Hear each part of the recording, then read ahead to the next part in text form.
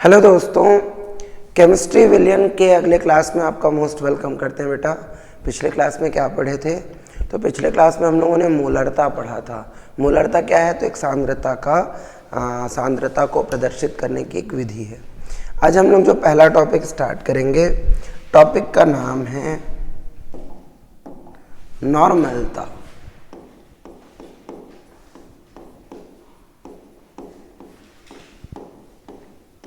यह मोलरता की तरह ही एक सांद्रता को अभिव्यक्त करने की इकाई है।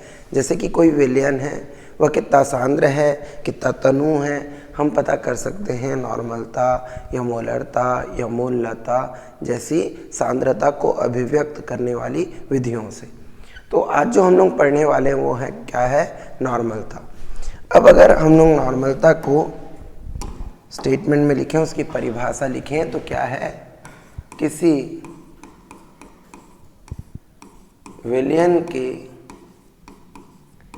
1 लीटर में स्थित विलेय के ग्राम तुल्यांकों की संख्या को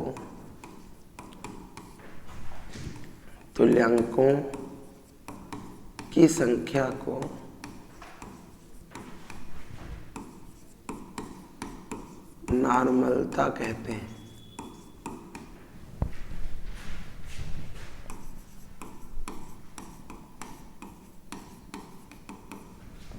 ठीक, 1 लीटर में उपस्थित ग्राम तुल्यांकों की संख्या को क्या कहते हैं?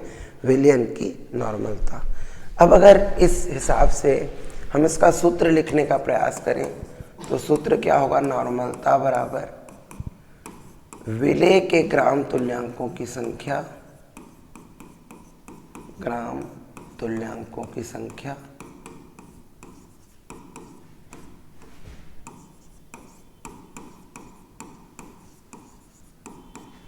बटे विलयन का लीटर में आयतन।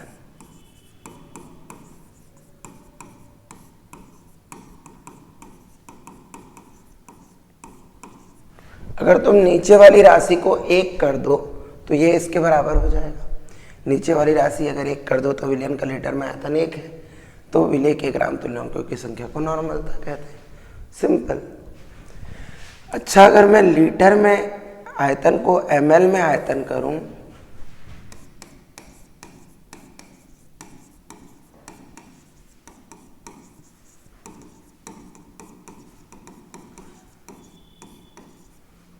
तो ऊपर 1000 का गुणा करना पड़ेगा। और ग्राम तुल्यांकों की संख्या को लिख सकते हैं विलेय का ग्राम में भार।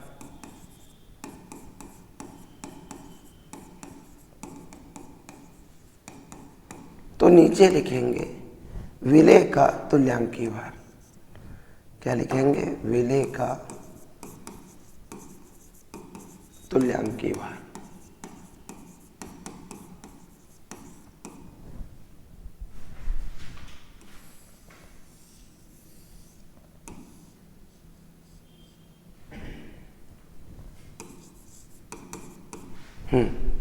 देखो, विलेय का ग्राम में भार, ये तो सिंपल है, विलेय का भार दिया रहता है क्वेश्चन में।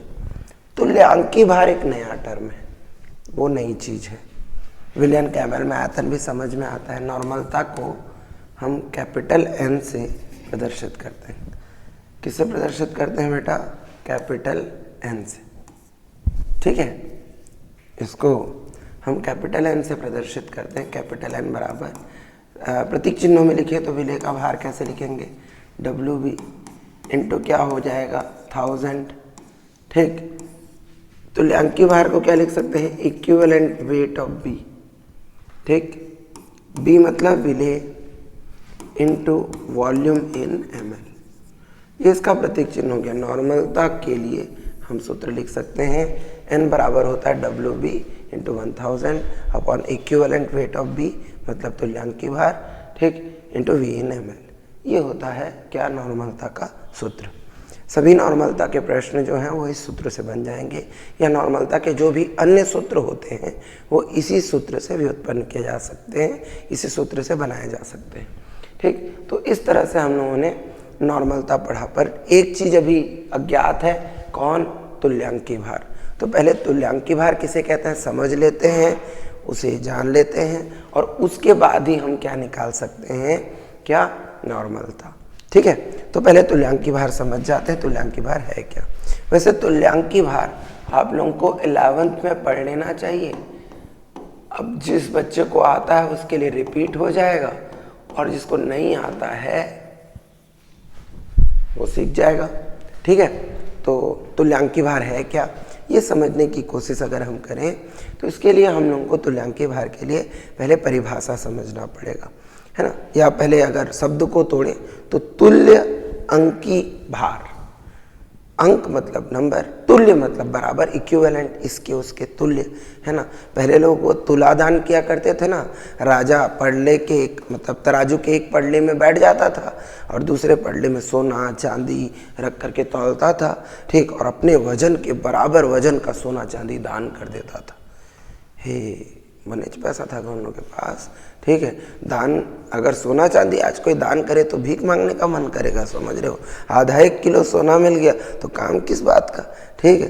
1.5-2 साल तो काम ही नहीं करना पड़ेगा, आधा 1 किलो सोना मिल गया तो, है कि नहीं। तो तुला मतलब आजकल वैसे वो नहीं दान किया जा सकेगा, है ना, ठीक है। कुछ और दान कर देगा आदमी, चावल गेहूँ दाल, है ना, ठीक। अगर ऐसा भी दान करे तो सारे पाकिस्तानी लाइन में खड़े हो जाएंगे, बेचारों को मिल ही नहीं रहा है कुछ का।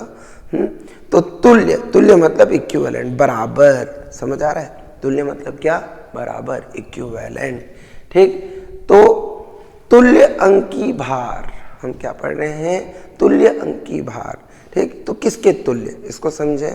परिभाषा के हिसाब से किसी पदार्थ की वह मात्रा जो किसी अम्ल से 1 ग्राम हाइड्रोजन, किसी यौगिक से 8 ग्राम ऑक्सीजन और किसी लवण से 35.5 ग्राम क्लोरीन विस्थापित करने के लिए पर्याप्त हो, क्या कहलाता है?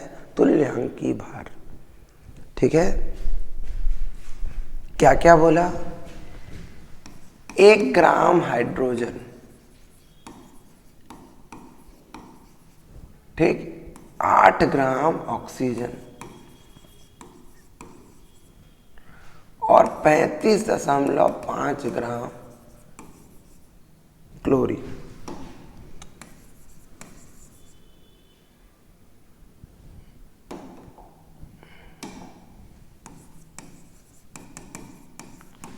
ठीक, इनको विस्थापित करने के लिए पर्याप्त हो, ठीक।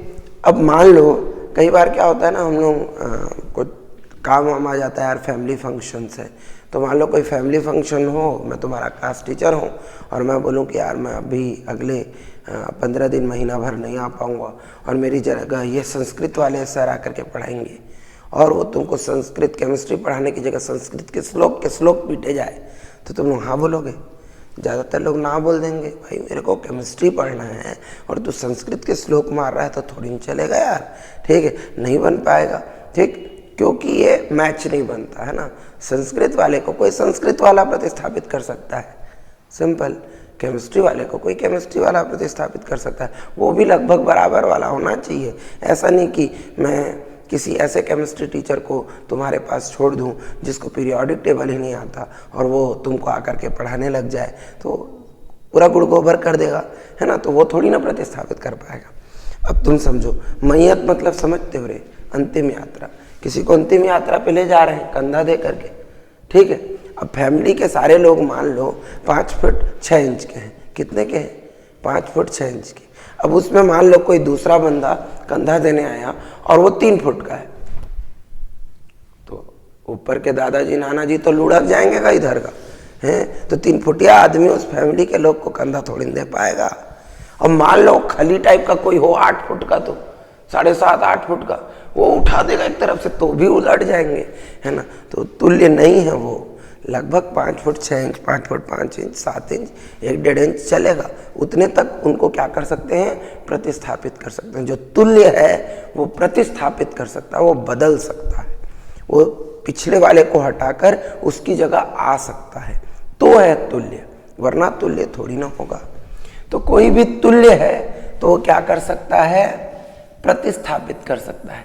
तो क्या क्या प्रतिस्थापित करना चाहिए? 1 ग्राम हाइड्रोजन, 8 ग्राम ऑक्सीजन या 35.5 ग्राम क्लोरीन। ऑफर में देखो भाई हम लोगों ने 3 चीज़ दी है ना। नाश्ता बनवाया था, आलू गुंडा खाओगे तो ठीक है, नहीं तो हमारे यहाँ देहाती बड़ा चलता है लाल चटनी हरा चटनी के साथ, है ना। उसके बाद इडली। ये 3 ठो नहीं खाएगा तो जा भूखे मर। मैं क्या कर सकता हूँ, समझ आ रहा है? 3 ठो ऑफर दिया कि नहीं। हाइड्रोजन से रिएक्ट करना है तो करो, हाइड्रोजन प्रतिस्थापित कर सकते हो तो, नहीं कर सकते तो ऑक्सीजन प्रतिस्थापित करो, तब भी नहीं कर सकते तो क्लोरीन प्रतिस्थापित करो। परिभाषा में 3 ऑप्शन दिए जाते हैं। क्या बोलेंगे? पदार्थ की वह मात्रा जो किसी अम्ल से 1 ग्राम हाइड्रोजन, किसी यौगिक से 8 ग्राम ऑक्सीजन, किसी लवण से 35.5 ग्राम क्लोरीन प्रतिस्थापित करने के लिए पर्याप्त होता है, क्या कहलाता है? तुल्यांकी भार। तो क्या केमिकल रिएक्शन कराएंगे?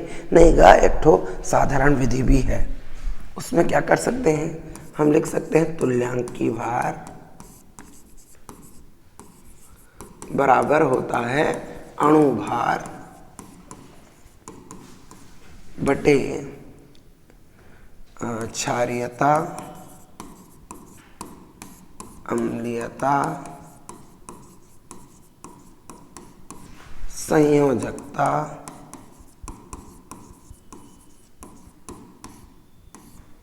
एटसेट्रा।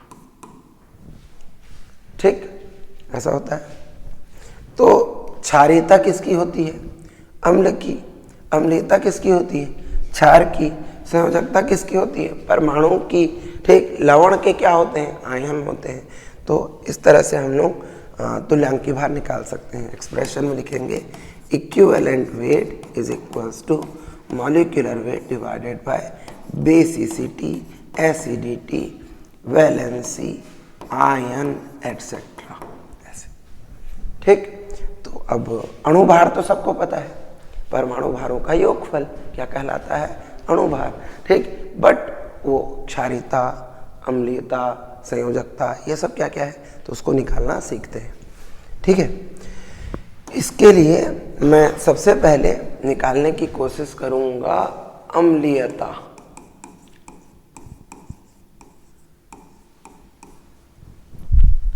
अम्लीयता किसकी होती है? तो किसी क्षार की होती है, किसी भी क्षार की अम्लीयता होती है किसी क्षार की।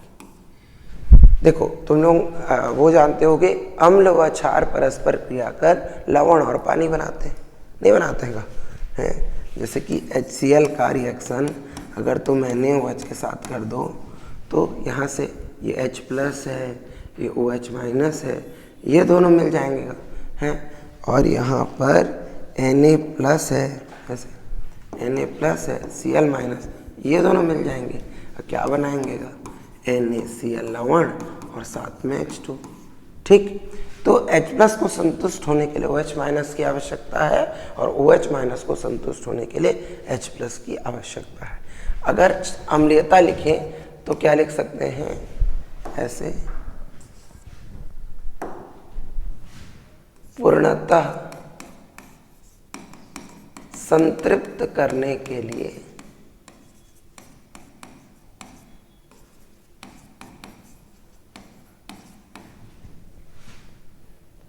प्रतिकण आवश्यक H प्लस कणों की संख्या।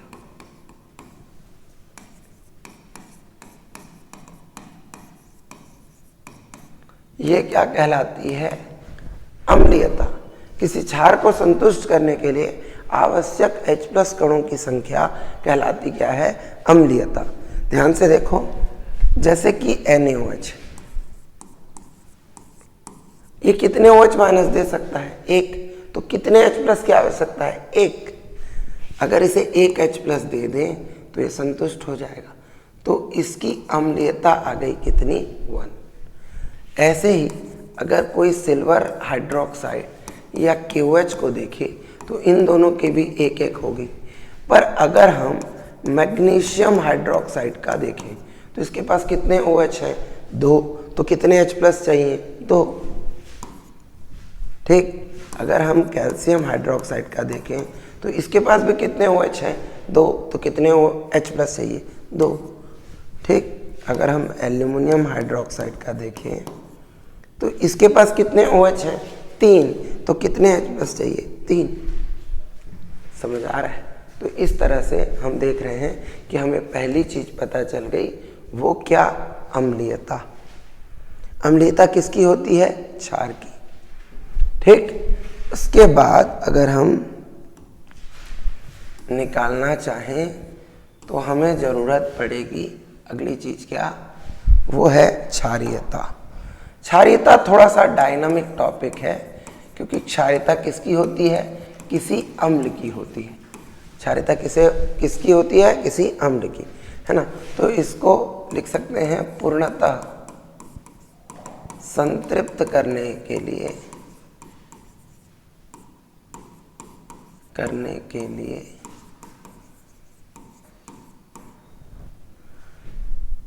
प्रति कण आवश्यक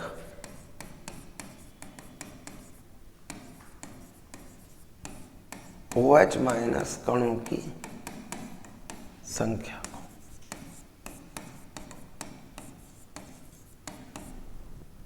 को क्या कहते हैं, क्षारीयता। अम्ल की होती है क्षारीयता। जितने OH माइनस चाहिए, अम्ल को चाहिए H प्लस त्यागता है तो OH माइनस संतुष्ट होने के लिए, क्षार OH माइनस त्यागता है तो H प्लस चाहिए संतुष्ट होने के लिए। तो ऐसा सोचना है। तो अम्ल 3 तरह के होते हैं। पहले जो अम्ल हैं उनको कहेंगे हम लवण अम्ल। क्या कहेंगे, लवण अम्ल, सॉल्ट एसिड। तो 3 सॉल्ट एसिड हैं, HCl, HBr एंड HI। ये तीनों एक एक H प्लस त्यागते हैं और इन्हें ज़रूरत भी एक एक OH माइनस की होती है तो संतुष्ट होने के लिए। तो इन सब की एसिडिटी हो जाएगी 1, 1 एंड 1। कुछ लोगों को लग रहा होगा सर आप एक भूल गए HF, तो प्रश्न पढ़ेंगे हम, HF अम्ल नहीं है। क्यों? क्योंकि वह आसानी से H प्लस नहीं त्याग सकता। फ्लोरीन प्रकृति का प्रबलतम विद्युत ऋणी है तत्व है, तो वह H प्लस के साथ इतना प्रबल बंध बनाता है कि H प्लस आसानी से नहीं त्यागता। और जो H प्लस त्यागता है वो अम्ल है, जो H प्लस न त्यागे वो अम्ल नहीं है। इसीलिए HF एक अम्ल नहीं है, तो इसलिए उसको नहीं लिखा हूँ। लवण अम्ल के बाद हम जो दूसरे तरह के अम्ल पढ़ेंगे वो कहलाते हैं वसीय अम्ल। क्या कहलाते हैं बच्चों? वसीय अम्ल। वसीय अम्ल किनको कहते हैं? जितने भी कार्बोक्सिलिक अम्ल है ना, कार्बोक्सिलिक अम्ल मतलब जिसमें COOH होता है, वो सब क्या कहलाते हैं? वसीय अम्ल। तो जैसे HCOOH, अब यहाँ HCOOH में इधर वाला H को वो कभी नहीं त्याग सकता। कौन से वाले H को त्याग सकता है? इधर वाले H को त्याग सकता है। क्यों? देखो ये HCOOH, ठीक है, एक हाइड्रोजन कार्बन से जुड़ा है। हाइड्रोजन कार्बन से जुड़ा है तो वो अध्रुवीय बंध है। अध्रुवीय मतलब उसमें कोई ध्रुव नहीं है, कोई पॉजिटिव नेगेटिव सिरा नहीं है। पर जो ऑक्सीजन वाला सेक्शन है, ऑक्सीजन हाइड्रोजन बंध है, इसमें ऑक्सीजन अधिक विद्युत ऋणी होने के कारण इलेक्ट्रॉन को अपनी ओर खींचता है और यह बंध ध्रुवीय हो जाता है। हाइड्रोजन पर आंशिक धनावेश है, ऑक्सीजन पर आंशिक ऋणावेश है। तो ये ध्रुवीय होने के कारण आसानी से H प्लस त्याग सकता है। ठीक, तो जो कार्बन से जुड़ा है हाइड्रोजन, उससे नहीं गिनना है, जो COOH है उसे गिनना है। तो यहाँ देखोगे तो ये एक H प्लस त्याग पा रहा है, तो इसकी क्षारीयता कितनी होगी? 1। ठीक, अगर हम इसी तरह से एसिटिक एसिड का लें तो, विनेगर, सिरका का लें तो, इसमें भी COOH एक ही है, इसकी भी क्षारीयता कितनी होगी? 1। पर वही अगर हम लोग ऑक्सैलिक अम्ल को लें, ऑक्सैलिक अम्ल का सूत्र, वो एक जलयोजित अणु है, तो उसमें 2H2 होता है ना। अणुभार निकालते समय वो H2O का भी जोड़ें, ठीक, 126 आएगा, है ना, जोड़ के देख लेना, है ना। इसमें 2 COOH है तो इसका कितना हो जाएगा? 2। मतलब जितने COOH उतनी क्या होगी? क्षारीयता। समझ आ रहा है? जितने COOH उतनी। मान लो कोई कंपाउंड होता CH2COOH, CHCOOH CH2COOH। तो कितने COOH है इसमें? 3। तो इसकी क्षारीयता भी कितनी होती? 3। ठीक, तो जितने COOH क्षारीयता उतनी ही होगी, है ना। एक और तरह के अम्ल होते हैं जिनको कहा जाता है ऑक्सी अम्ल। क्या कहा जाता है? ऑक्सी अम्ल। ऑक्सी अम्ल 3 परमाणुओं से बने होते हैं। एक होता है हाइड्रोजन, दूसरा होता है अधातु और तीसरा होता है ऑक्सीजन। अगर ये 3 मिलकर अम्ल बनाए, कौन कौन? हाइड्रोजन, अधातु, वो कोई भी हो सकता है, और ऑक्सीजन मिलकर क्या बनाए? कोई अम्ल, तो उसे क्या कहते हैं? ऑक्सी अम्ल। ठीक, बहुत सारे होते हैं, है ना। और अगर क्षारीयता निकालने में दिक्कत आएगी तो इसी में आती है, मूलतः दिक्कत इसी में आती है क्षारीयता निकालने में। ठीक है, तो जैसे अगर मैं कोई भी ले लूँ, H2CO3 कार्बोनिक अम्ल है, तो मैं यहाँ पर इसका स्ट्रक्चर देखना पड़ेगा। स्ट्रक्चर में देखो कि कितने OH हैं। OH जो भी है उसमें ऑक्सीजन ध्रुवीय होने के कारण H+ त्यागते बनेगा, तो उतने H को काउंट करना है।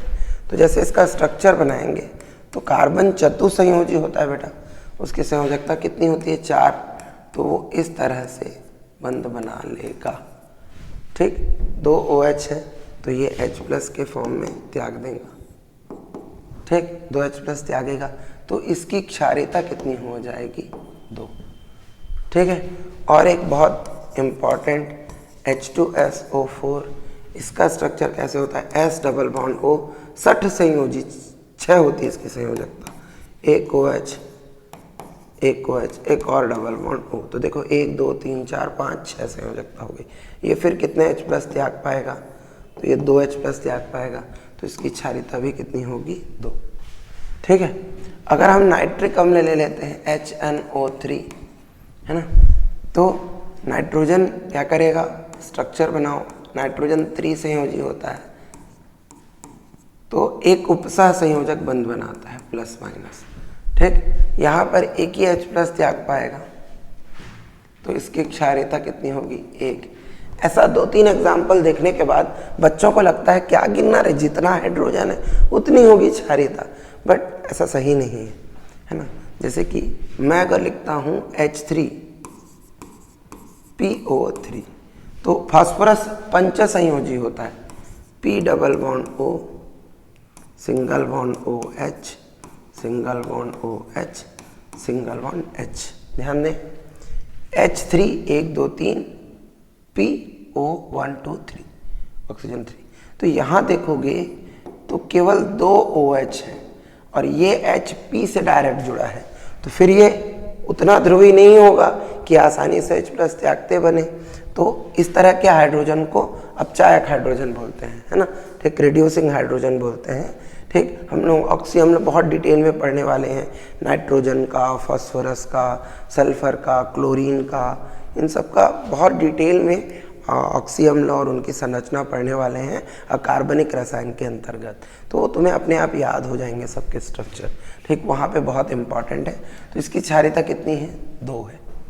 ठीक है, तो तुमको उसके लिए स्ट्रक्चर करना पड़ेगा। अब तुम बोलोगे सर इतने सारे स्ट्रक्चर एक दिन में याद नहीं करने हैं, नहीं, ज़रूरत पड़ेगी। हम अलग अलग तरह से एक एक अधातु के ऑक्सी अम्ल डिटेल में पढ़ेंगे। तो जब एक एक अधातु का ऑक्सी अम्ल पढ़ेंगे तो उस समय वहाँ पर हम लोग समझ जाएंगे, अलग से रट्टा मारने की ज़रूरत नहीं है, वो याद हो जाएगा तुम लोगों को, है ना। तो धीरे धीरे एक एक दो स्ट्रक्चर याद करके उसका करने का, उसको ध्यान रखने का कोशिश करो। अलग से उसके लिए रट्टा मारने की ज़रूरत नहीं है। इस तरह से क्षारीयता हो गई। क्या क्या हो गया? बहुत सारा कुछ पढ़े, है ना। हम लोगों ने पढ़ना था क्षारीयता, अम्लीयता, ये हो गया। संयोजकता और आयन बचा है। संयोजकता होता है परमाणु का। किसका होता है बेटा? संयोजकता किसका होता है? परमाणु का। किसी परमाणु की होती है संयोजकता।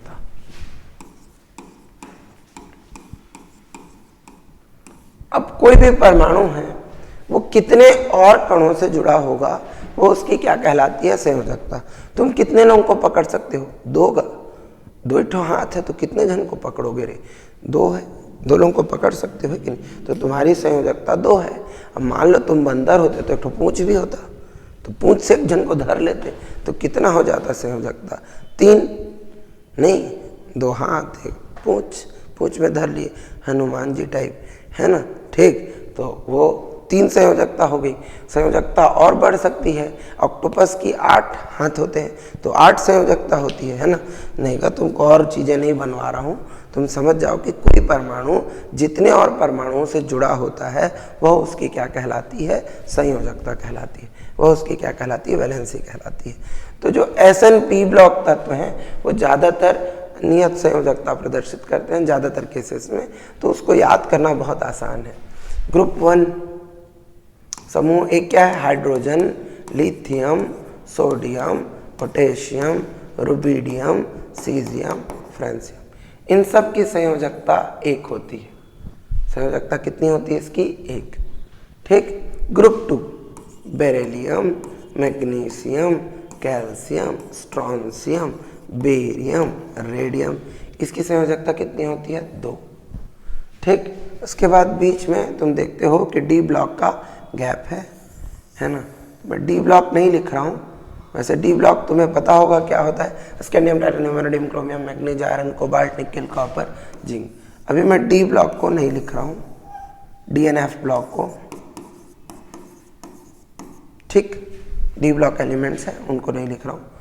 13 group boron, aluminium, gallium, indium, thallium, इन सब की ये वैसे तो 13 ग्रुप हैं। 13वें समूह की संयोजकता कितनी होती है? 3। फिर carbon, silicon, germanium, tin, lead. 14 group है, इसकी संयोजकता कितनी होती है? 4। फिर nitrogen, phosphorus, arsenic, antimony, bismuth, इसकी संयोजकता कितनी होती है? 5 नहीं होती रे, 3 होती है। समझ गया ना? खाली गिनती में बढ़ाते जाते रहते होगा, हैं क्या? 1 2 3 4, फिर 3 कम। फिर oxygen, sulphur, selenium, tellurium, polonium, इसकी संयोजकता कितनी होती है? 2। फिर fluorine, chlorine, bromine, iodine, astatine, इसकी संयोजकता कितनी होती है? 1। और उसके बाद last helium, neon, argon, krypton, xenon, radon, इसकी संयोजकता कितनी होती है? अंडा, 0। समझ रहे हो रे?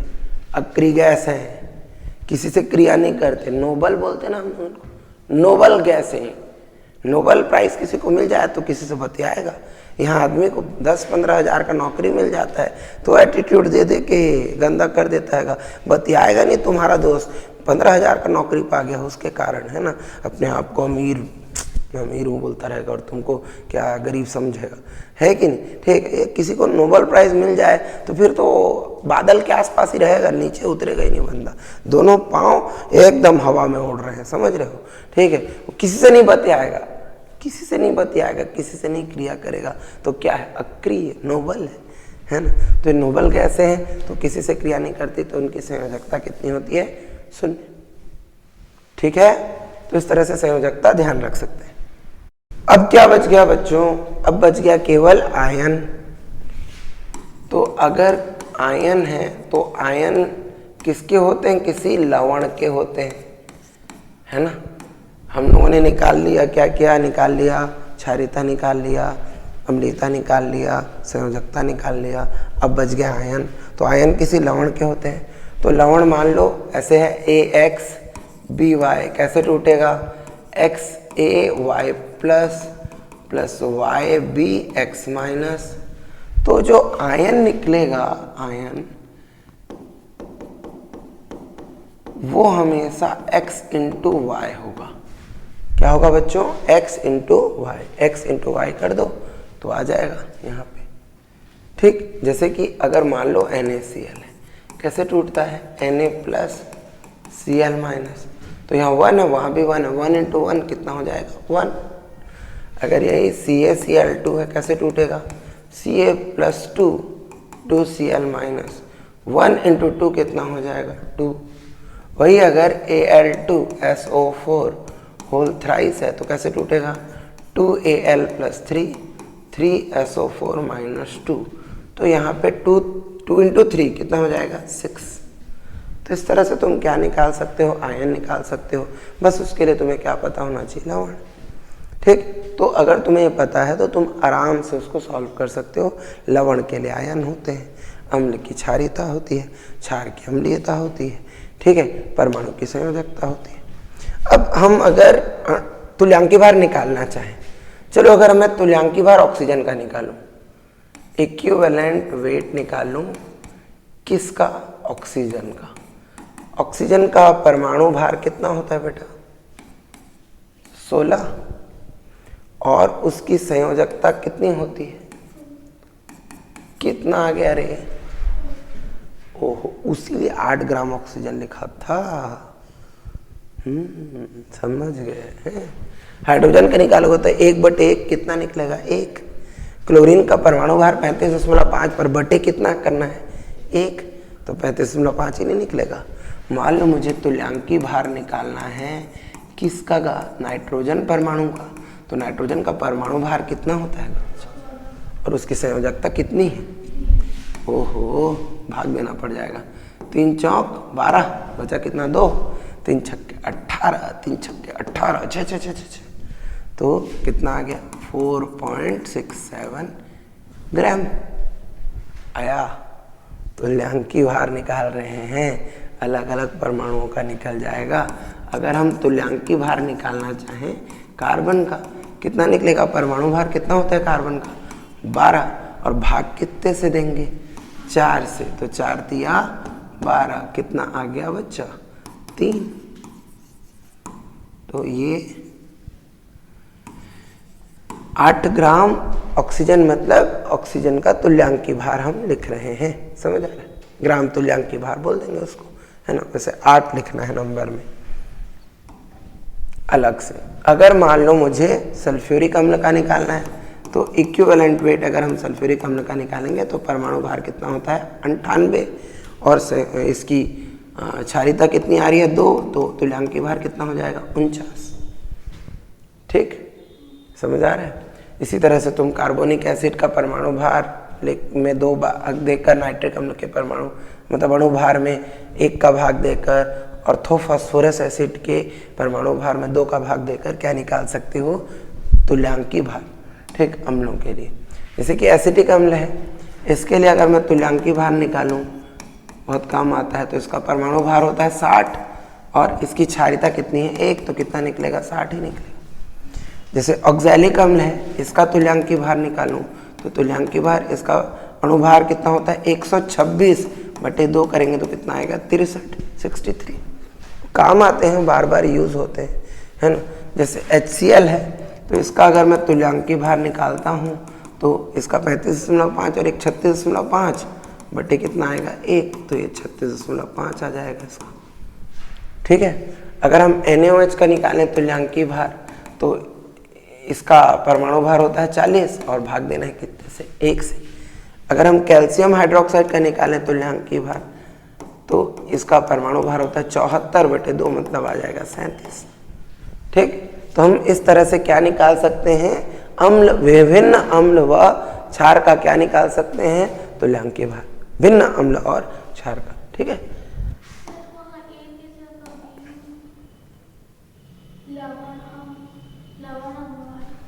हाँ, ये क्षारीयता होगी, मैं गलती से अम्लीयता लिख पाया हूँ, है ना। अम्ल की क्या होती है, क्षारीयता होती है। ठीक है बेटा, सही है बी।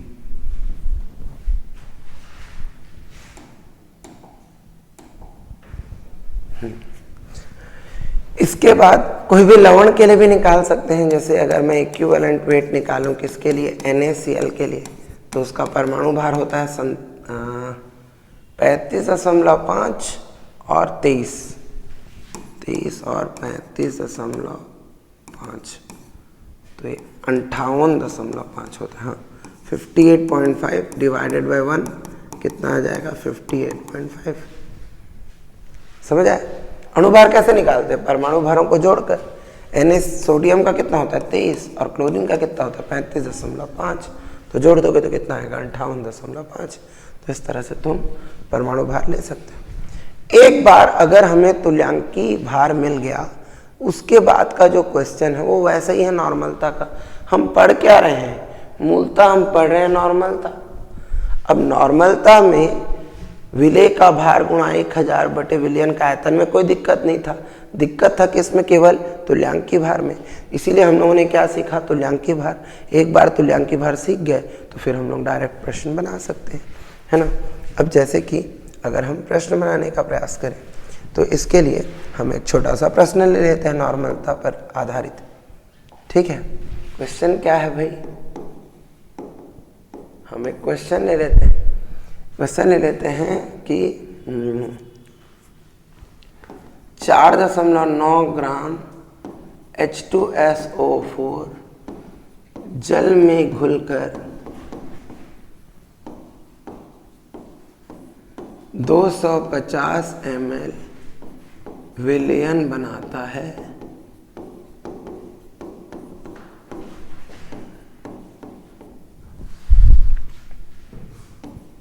विलयन की नॉर्मलता ज्ञात कीजिए। नॉर्मलता ज्ञात कीजिए। ठीक, ये प्रश्न आ गया। क्या प्रश्न आया बेटा, 4.9 ग्राम H2SO4 जल में घुलकर 250 ml जलीय विलयन बनाता है, बताइए विलयन की नॉर्मलता क्या है। तो इस प्रश्न को अगर हल करेंगे तो बहुत ही आसान है। इसका हल करने के लिए पहले लिख लेते हैं क्या क्या दिया है। दिया है यहाँ पर H2SO4 विलेय है, B है H2SO4, A कौन है, जल में घुलकर H2O। ठीक, विलेय का भार WB ये कितना दिया है 4.9 ग्राम। ठीक, और हमको दिया है वॉल्यूम इन ml, वो कितना 250। ठीक है, 250 ml आयतन है ना, मिलीलीटर में। और हम निकाल सकते हैं इक्विवेलेंट वेट ऑफ B। ये क्या होगा, मॉलिक्यूलर वेट। अम्ल है, अम्ल की क्या होती है बेसिसिटी, मतलब अम्ल की होती है क्षारीयता। तो अणुभार कितना होता है 98 और क्षारीयता कितनी होती है 2, तो कितना आ जाएगा 49। समझ आ रहा है। अब नॉर्मलता का चूंकि सूत्र क्या होता है, नॉर्मलता N बराबर WB गुणा 1000 बटे तुल्यांकी भार गुणा वॉल्यूम इन ml, ऐसा। तो नॉर्मलता बराबर WB कितना है बेटा 4.9 इंटू 1000 अपॉन इक्विवेलेंट वेट कितना है 49 इंटू वॉल्यूम इन ml कितना है 250। तो 250 चौके ये 10, ये कितना आ गया 0.4। या तो हम इसे लिख सकते हैं नॉर्मल, या लिख सकते हैं ग्राम तुल्यांकी प्रति लीटर, ऐसे ग्राम इक्विवेलेंट पर लीटर या नॉर्मल, ऐसे लिख सकते हैं, है ना। ये क्या है, उसकी इकाई है। तो लास्ट में तुम लोग क्या लिख लोगे, उत्तर में क्या लिखेंगे, अतः दिए गए विलयन की नॉर्मलता कितनी है 0.4 नॉर्मल है। ठीक है, तो इस तरह से प्रश्न हो गया। जैसे मैंने तुम लोगों को मोलरता में तनुता के प्रश्न सिखाए थे, वैसे ही नॉर्मलता में भी तनुता के प्रश्न होते हैं। सूत्र यहाँ होता है N1V1 बराबर N2V2। ठीक, तो ये तर्क वही है, विलेय मिलाएंगे, अगर हम विलायक मिलाएंगे, तनु करेंगे तो विलयन में तनु करेंगे तो विलायक मिलाएंगे, तो सूत्र होता है N1V1 बराबर N2V2, है ना। अगर समान ये तनुता सूत्र हुआ, तनुता सूत्र मतलब विलायक मिलाना है, ठीक है ना। अगर हम आगे देखें तो एक विलयन मिलाना परस्पर, विलयन मिलाना जिसमें क्या हो, समान विलेय व विलायक हो। विलायक और विलेय दोनों ही अगर समान हो तो उस केस में तुम ये वाला सूत्र लगा सकते हो, n बराबर क्या होता है, n1 v1 plus n2 v2 upon v1 plus v2। इन दोनों ही तर्क पर मैं प्रश्न तुम लोगों को बता चुका हूँ। ठीक जैसा मोलरता में होता है वैसे ही नॉर्मलता में होता है, प्रश्न भी ठीक उसी तरह से दिखेंगे और वैसे ही सॉल्व होगा। ठीक, एक छोटा सा संबंध है, उसके बाद हम लोग नॉर्मलता और मोलरता को रिलेट कर सकते हैं। हेडिंग लगा लेते हैं, नॉर्मलता व मोलरता में संबंध। क्या, नॉर्मलता व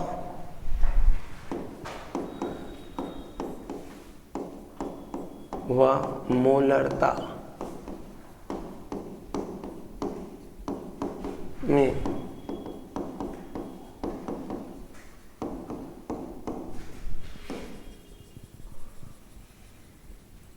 संबंध है ना, relation between normality and molarity. क्या संबंध है नॉर्मलता व मोलरता में, है ना। तो इसके लिए सबसे पहले हम लोग मोलरता का सूत्र लिख लेते हैं। चूंकि मोलरता m बराबर क्या होता है, WB into 1000 upon MB into volume इन ml, ऐसा होता है। तथा नॉर्मलता, ये क्या होता है भाई, नॉर्मलता क्या होता है, n बराबर WB into 1000 upon equivalent weight of B into volume in ml। ठीक है, चूंकि इक्विवेलेंट वेट जो है तुल्यांकी भार क्या होगा, MB अपॉन क्षारीयता, अम्लीयता, आयन संयोजकता एटसेट्रा, ऐसा होता है। पढ़े ना, तुम लोग बोलोगे सर अभी तो आप m लिखे थे, तो मैं भी तो इधर इक्विवेलेंट वेट खाली लिखा था, अब स्पेसिफिकली विलेय के लिए लिखे इसमें, तो उसमें भी विलेय लग जाएगा। समझ आ रहा ना, इसमें भी लगाए तो उसमें भी लगा ली, है ना, ये बी मतलब विलेय है। अतः अगर मान रख दें नॉर्मलता बराबर क्या हो जाएगा, इक्विवेलेंट वेट की जगह ये रख देते हैं WB into 1000 upon MB upon basicity, acidity, ion, valency etcetera into volume इन ml। ये बटे के बटे में है तो पलट के ऊपर आ जाएगा, नहीं सांप का पूंछ को खूंदोगे तो पलट के मुंह में नहीं चाबेगा, है, इसीलिए मुंह को खूंदना चाहिए, पूंछ को नहीं, है, समझ आ रहा है। खूंदो के ही काहे रे, मत खूंदना देख के, है, खूंदना भी जरूरी थोड़ी ना है। नॉर्मलता क्या हो जाएगा, BAIV एटसेट्रा इंटू बचा क्या, WB into 1000 upon MB into volume इन ml, ऐसा आया। इसको अगर समीकरण 1 ले लें तो डिक्टो का डिक्टो समीकरण 1 का दक्षिण हस्त पक्ष है, राइट हैंड साइड। देखो WB into 1000 M into WB into 1000 M into volume इन ml, ये थी, इसकी जगह m लिख सकते हैं। तो नॉर्मलता बराबर आ जाएगा क्षारीयता, अम्लीयता, आयन संयोजकता एटसेट्रा गुणा मोलरता। वाह वाह, ये तो बढ़िया शॉर्टकट है। मान लो मुझसे क्वेश्चन पूछा गया H2SO4 की मोलरता है 0.2, बताओ नॉर्मलता कितनी है। तो H2SO4 है एक अम्ल, अम्ल की होती है क्षारीयता, इसकी क्षारीयता होती है 2 गुणा 0.2 बराबर 0.4, खत्म। मोलरता दिया है, नॉर्मलता पूछेगा। ठीक, मान लो मुझसे पूछा गया NaOH, इसकी नॉर्मलता, इसकी मोलरता है 0.1, बताओ इसकी नॉर्मलता कितनी है। NaOH है क्षार, क्षार की होती है अम्लीयता। इसकी अम्लीयता होती है 1 गुणा 0.1 नॉर्मलता। समझ आ रहा है? कोई भी यौगिक दिया जैसे कैल्शियम हाइड्रोक्साइड, इसकी कितनी है 0.3 है मान लो, तो क्षार की अम्लीयता होती है 2 होती है, 2 गुणा 0.3 0.6 खत्म। ठीक, अगर वहीं पर मान लो मुझे कैल्शियम हाइड्रोक्साइड का मोलर नॉर्मलता देता 0.4 और बोलता मोलरता निकाल, तो मोलरता बराबर संयोजकता आयन ये सब भाग देना पड़ेगा उसमें, तो कितना हो जाएगा 0.4/2 इस तरह से हम क्या कर सकते हैं, मोलरता से नॉर्मलता, नॉर्मलता से मोलरता, दोनों को एक दूसरे से निकाल सकते हैं। सिंपल। ठीक आया? इन दोनों को हम लोग एक दूसरे से निकाल सकते हैं। बहुत आसानी से नॉर्मलता व मोलरता एक दूसरे से कोरिलेट कर सकते हैं। यूज इट, इस सूत्र को तुम उपयोग में लाओ, कोई दिक्कत नहीं है। ये तुम्हारे सिलेबस के अंदर का सूत्र है, कोई ज़्यादा ट्रिक व्रिक नहीं है, नॉर्मल क्वेश्चन है। नॉर्मलता मोलरता में संबंध स्थापित किया जा सकता है। इस तरह से बच्चों नॉर्मलता जो है वो एक टॉपिक जो है वो हो गया कंप्लीट। आज के क्लास में नॉर्मलता एक बहुत बड़ा टॉपिक था तो उसे कंप्लीट किए। इसके बाद बचे हुए सांद्रता और टॉपिक जो हैं उन्हें नेक्स्ट क्लास डिस्कस करेंगे बेटा। तो इस वीडियो में इतना ही पढ़ेंगे। Thank you.